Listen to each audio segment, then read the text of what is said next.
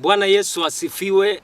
Mtazamaji na msikilizaji mahali popote ulipo all over the world, na kukaribisha kwenye kipindi hiki. Naamini kwamba tunapoenda kumaliza mwaka, tunapokaribia kufika mwisho wa 2025, kuna kuanga na mambo mingi, kuna kuanga na vitu nyingi katika safari ya maisha. Lakini leo hii nikapata ufunuo kwamba nenda, kwa sababu kuna mambo huwa yanatokea, kuna vitu ambavyo vinatokea katika maisha ya watu, na enda kwenye mlima huu na ukapate kufanya ombi kwa ajili ya taifa.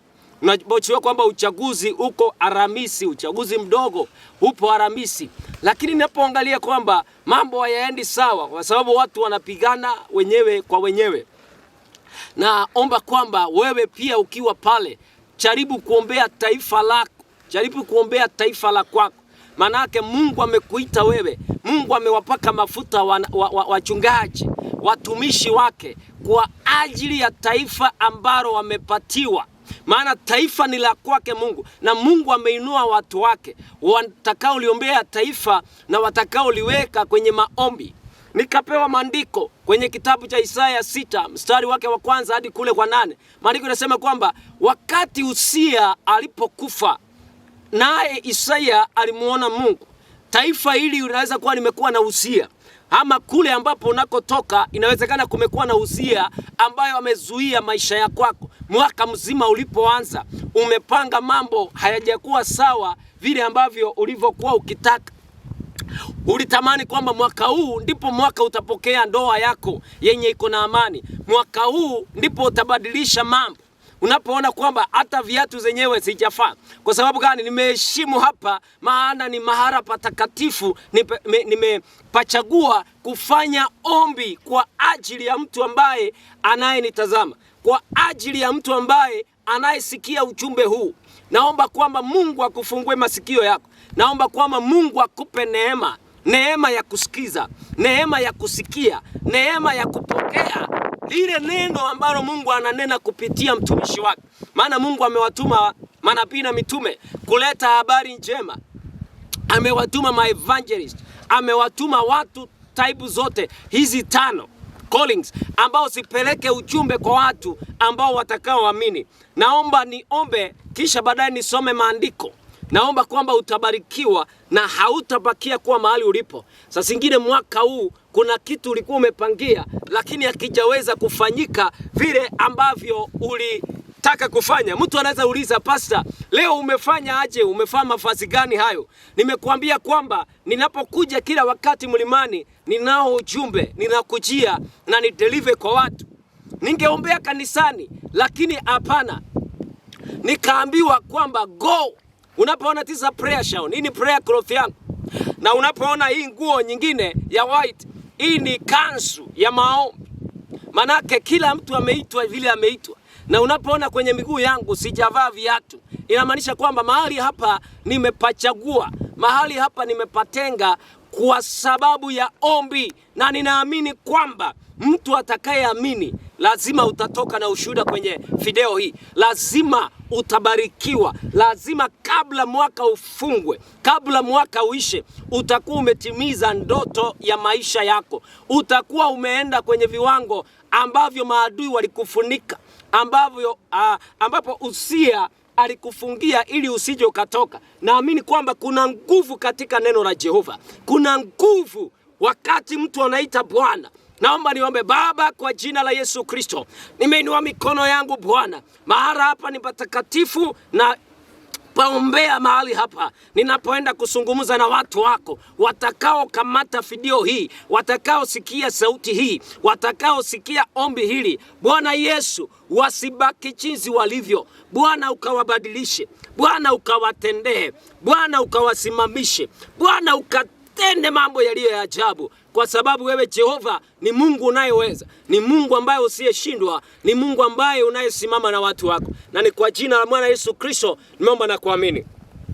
Niruhusu nisome maandiko. Maandiko inasema kwenye kitabu cha Isaya 6 mstari wa kwanza. Maandiko inasema kwamba in the year of King Uzziah died, I saw the Lord sitting upon the throne, high and lifted up. Verse number 2. And the train of the Lord filled the temple. Above him stood, and Seraphim, each had 6 wings, with the 2 covered his face, with 2 he covered his feet, and the 2 he flew. And one called to another, said, Holy, holy, the Lord of hosts, the whole earth is full of glory. Kwamba Uzia alipoondoka, naye Isaya akamwona Mungu, kulikuwa kumejazwa na malaika, walikuwa wamezingira mahali pale, na vazi lake lilikuwa limejaza hekalu yote, na vazi lile lilikuwa na malaika nyuma yake. Juu kulikuwa na malaika, pande kulikuwa na malaika, na mbele kulikuwa na malaika. Lakini wakati huyu mfalme Uzia alipoondoka, naye nabii Isaya akaweza kumwona Bwana. Nabii Isaya akaweza kufunguka macho. Yawezekana kuna safari ambayo unaitembea kwenye maisha yako, lakini umeshindwa, vipi mambo yangu hayakwendi sawa? Vipi mambo yangu hayafanyiki vile ninavyotaka? Kuna kitu kinazuia maisha yako. Kuna anga fulani inaua maisha yako. Kuna anga fulani inapiga maisha yako. Lakini leo kwa jina la Yesu Kristo ninasimama hapa kama nabii wa Bwana, ambapo mahali hapa ni mahali patakatifu, kwamba Bwana anajibu maombi yako, kwamba Bwana anakutendea, kwamba Bwana anaenda kuondoa kila Uzia, kila mawazo mabaya, kila mafikirio mabaya, kila roho chafu. Bwana anakwenda kuiondoa. Bwana anakwenda kusimama. Bwana anakwenda kuharibu kila roho. Bwana anakwenda kuvuta kila agenda za giza. Bwana anakwenda kukutoa mahali walikufungia, wakakutoa kwenye ndoa yako, wakakupiga vita, wakasema hautainuka tena, wakakuwekea mitego kwenye huduma yako, kwenye ndoa yako, wakaweka mitego. Leo ninatabiri kwa jina la Yesu Kristo kwamba Uzia wa maisha yako, kwamba uchawi kwenye maisha yako unaanza kung'olewa. Kila maroho ambayo sio ya Bwana yanang'olewa kwa jina la Yesu. Baba anaachilia kibali, Bwana anaachilia ushindi katika jina la Yesu Kristo. Bwana Yesu asifiwe. Naamini kwamba Mungu anakwenda kukutendea. Naamini kwamba Mungu anajibu maombi yako. Hautamaliza mwaka huu na kilio. Kabla mwaka huu ishe, ulikuwa na ndoto ya kununua gari, ulikuwa na ndoto ya kujenga nyumba yako nzuri, ulikuwa na ndoto kwamba mwezi ujao Januari ama Disemba mambo yako yatakuwa sawa. Imefanyika kwako. Imefanyika kwako. Imefanyika kwako. Naomba niombe. Baba, kwa jina la Yesu Kristo, asante kwa sababu ya neno lako. Asante kwa sababu ya upako na neno lako. Baba yangu, naomba neema yako ikabaki hapa. Kibali chako kikakamate watu hawa, wakabadilishwe, wakabarikiwe, wakainuliwe katika jina la Yesu. Ni asante Bwana maana umetenda. Ni asante Bwana maana umesimama. Na ni katika jina la Yesu Kristo naomba na kuamini.